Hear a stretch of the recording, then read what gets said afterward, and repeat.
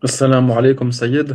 Oui, alaykoum salam wa rahmatullah. En fait, j'ai une question par rapport à l'infaillibilité de nos imams et Oui, surtout la vision que les compagnons de nos imams, comme l'imam Ja'far alayhi salam, avaient de l'infaillibilité. Parce qu'il oui, me semble qu'on a des hadiths, par exemple de Zurara, qui, il me semble, l'infaillibilité de l'imam Baqir alayhi salam. oui, d'accord. Et c'était par rapport à ça. C'était quoi la vision de l'infaillibilité de nos imams des premiers, enfin, des premiers compagnons. D'accord, je vous explique. Concernant l'infaillibilité des imams alayhimus salam chez leurs propres élèves, est-ce que les élèves des imams alayhimus salam croyaient en l'infaillibilité des imams alayhimus salam ou non? Ça, c'est une question en fait sur laquelle beaucoup de chercheurs ont dit des propos de différents, en fait, ils ont donné de différents avis. Il y a une divergence. Quand même, la divergence est entre une majorité et une minorité des savants. Il y a une théorie de la part d'une petite minorité. Il dit que les élèves des imams, alayhimus salam, qui fréquentaient les imams, qui les voyaient, ne croyaient pas en l'infaillibilité. Comme Zorara, vous avez donné l'exemple. Concernant Zorara aussi, il y a de différents hadiths et les hadiths ne sont pas pareils. D'accord? Mais quand même, on imagine que ce hadith est correct. D'après cette théorie, cet avis, un groupe, au moins un groupe des élèves des imams alayhi salam ne croyaient pas en l'infaillibilité. D'accord. Alors, cette minorité en conclut, en déduit que alors l'infaillibilité a été inventée dans des siècles plus tard, après l'époque des imams alayhi salam. L'avis de la majorité est le contraire. La majorité dit que même si nous acceptons qu'il y a eu des compagnons, des élèves des imams alayhi salam, même des compagnons du prophète, qui ne croyaient pas en l'infaillibilité. Ceci ne veut pas dire que l'infaillibilité n'existait pas, parce que la règle de nos convictions ne sont pas les élèves des imams alayhi salam. La règle, c'est le Coran, c'est la sunna authentique, transmise par le prophète ou les imams alayhi salam. Et non les élèves. Un groupe d'élèves ne croyait pas en l'infaillibilité. Ça ne nous regarde pas. Ça ne prouve rien. Pourquoi?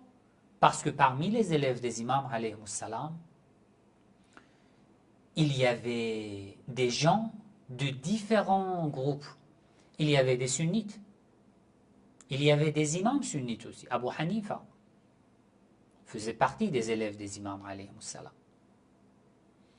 Donc, si je vois que Abu Hanifa, par exemple, ne croyait pas en l'infaillibilité de l'imam, cela veut dire que l'infaillibilité est incorrecte? Non, ça n'a rien à voir.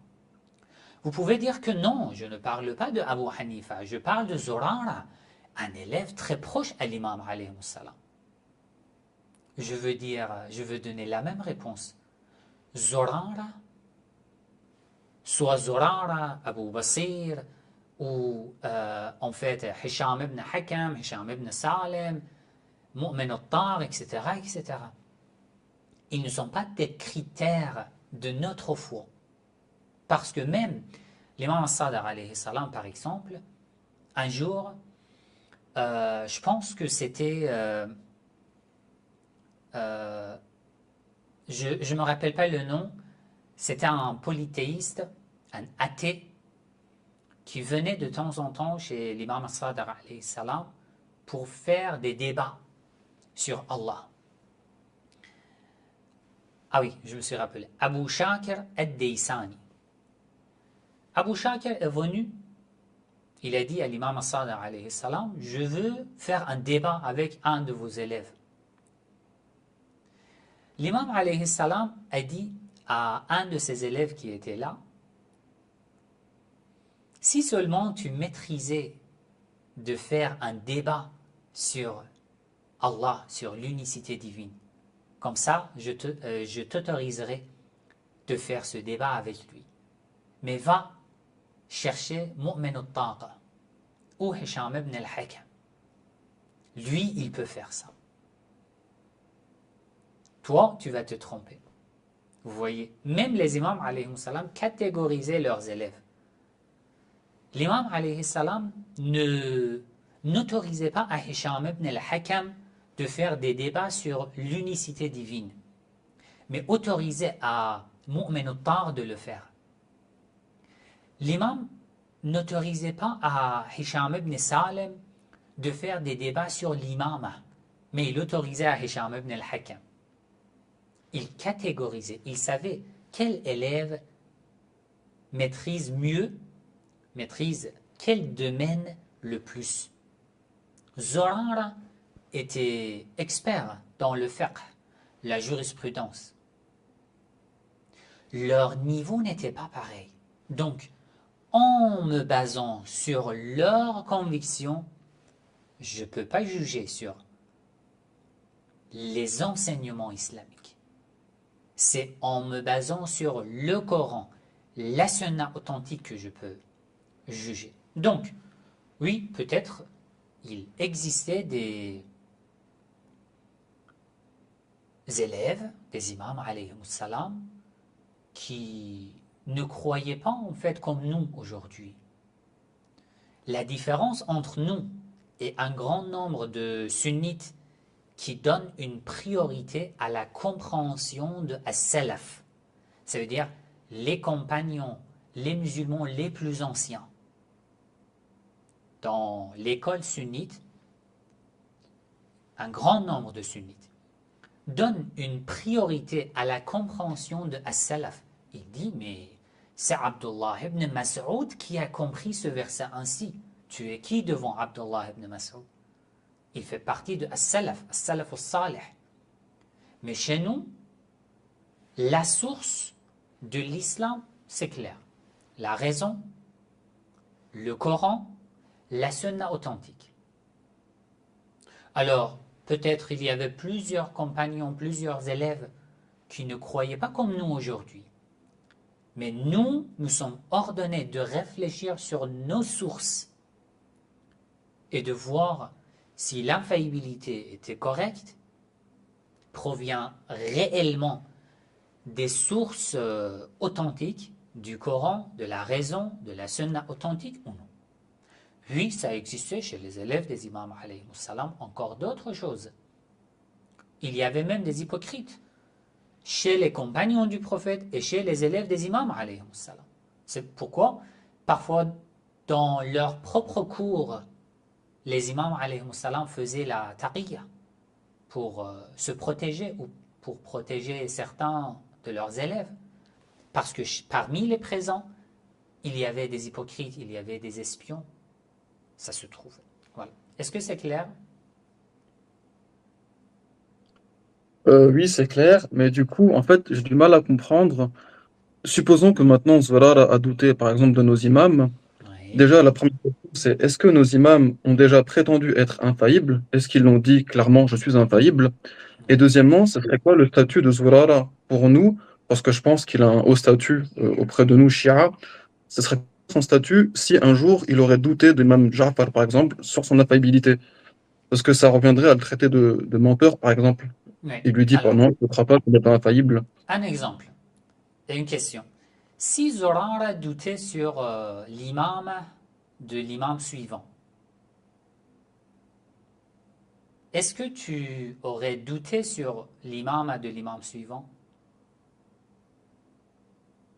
Moi, personnellement, non. Mais en Pourquoi? fait, parce que je prends les paroles de mon imam et pas de Voilà. Zurara. Très bien. Alors, nous avons un hadith à la fin de sa vie, Zurara et passe ses derniers instants de sa vie, son fils lui demande alors qui je dois suivre après cet imam. Il demande à son fils de mettre le Coran sur sa poitrine. Il dit, pour le moment, c'est le livre de Dieu qui est la preuve d'Allah sur moi. D'après cette narration, lui, il ne connaissait même pas l'imam suivant. Moi, je ne veux pas dire que ces hadiths sont à 100% authentiques. Il y a beaucoup de choses à dire concernant Zurara, d'accord? Et il y a des hadiths dans lesquels les imams, alayhi salam, maudissent Zurara.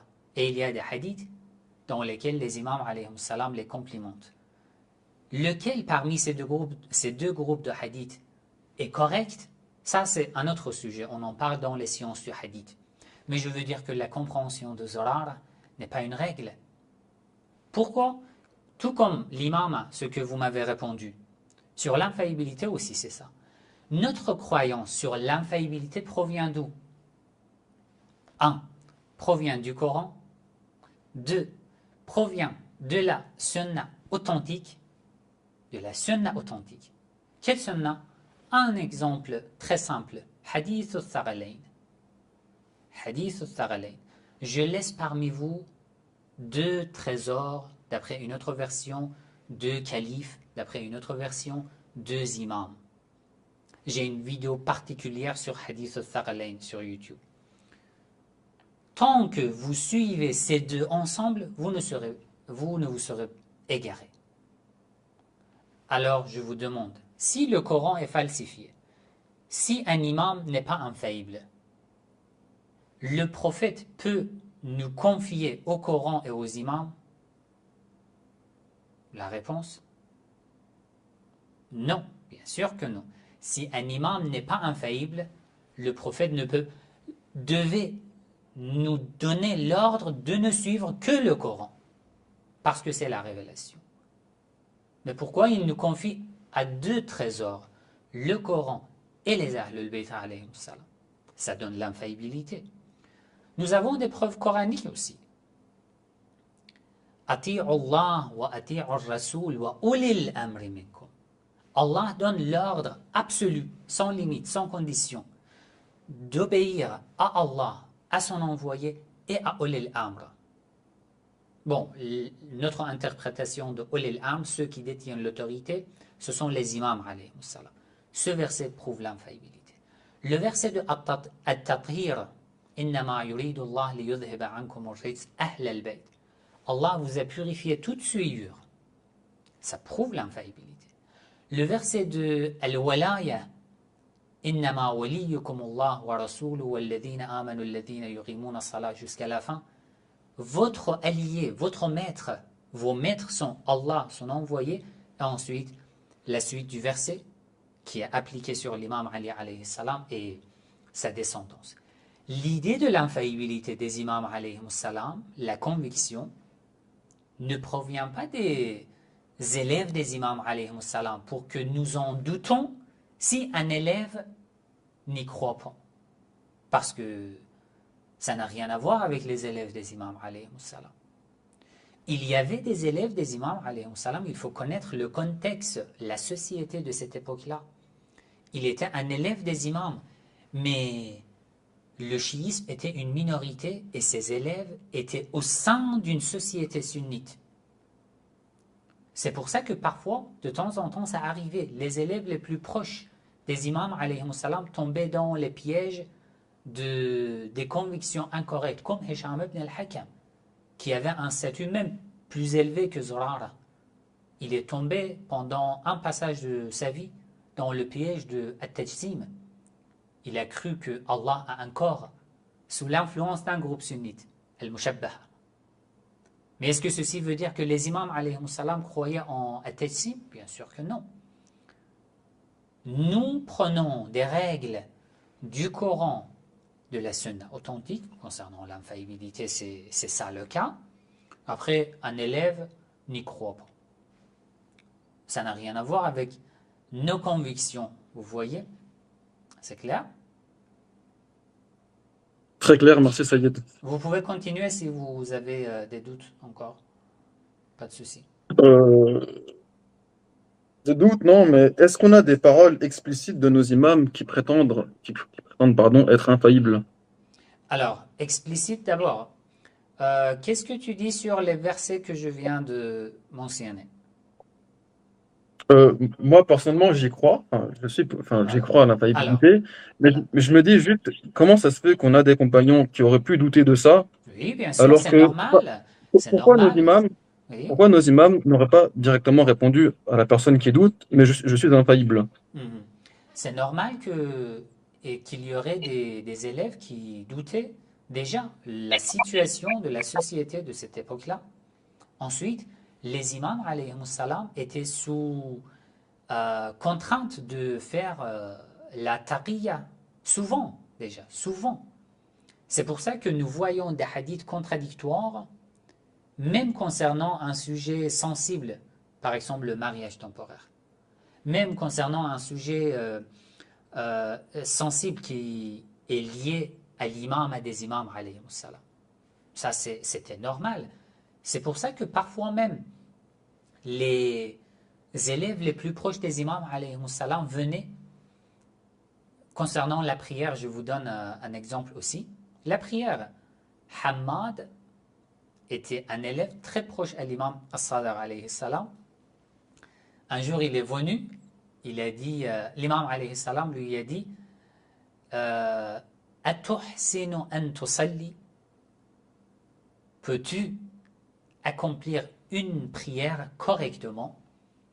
Hamad a été étonné, il a dit, mais mon imam, Ju'iltu fedak, puisses-tu vivre au prix de ma vie? J'ai écrit un livre sur la prière. Cela veut dire que Hamad avait un statut très élevé. Il était un savant dans l'école de l'imam As-Sadiq, alayhi salam. Il a dit, mais j'ai écrit un livre sur la prière.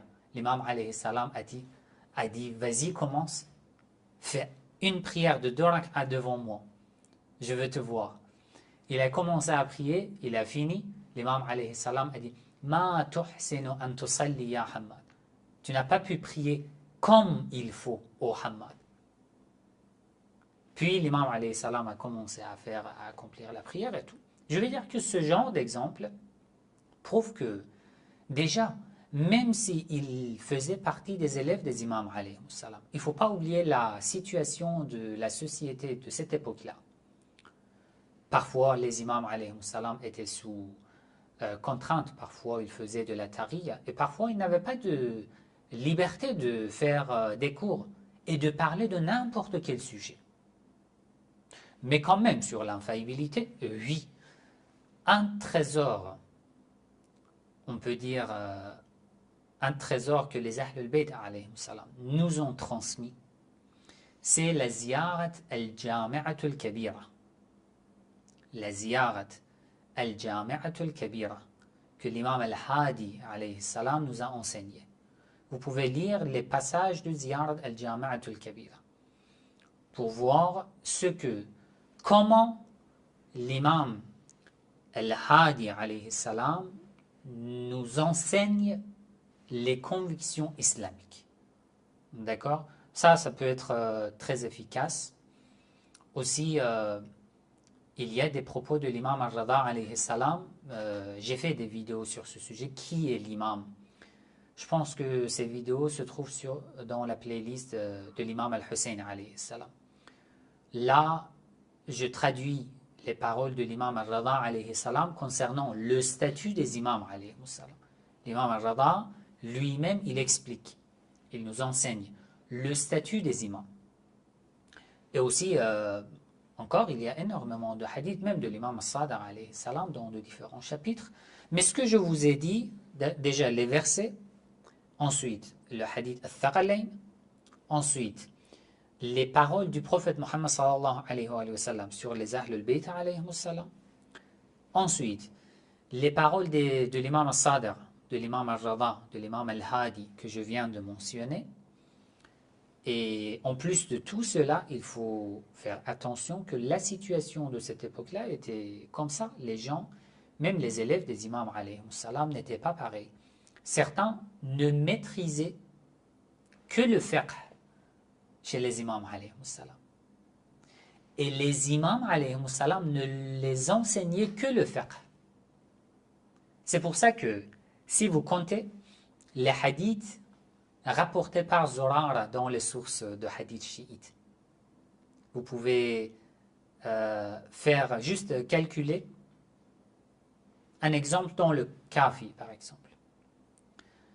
Vous pouvez voir combien de pourcents des hadiths de Zurara concernent le fiqh, la jurisprudence, et combien de pourcents de ces hadiths concernent les autres domaines islamiques. Ça vous donne un aspect sur cette personne. Qu'est-ce qu'il apprenait de l'imam as-Sadiq alayhi salam par exemple. Et d'autre côté, Mu'min al-Taqa, les hadiths qu'il rapporte des imams alayhi salam sont dans quel domaine? Vous voyez, c'est pour ça que les imams alayhi salam les catégorisaient et c'était tout à fait courant à cette époque-là.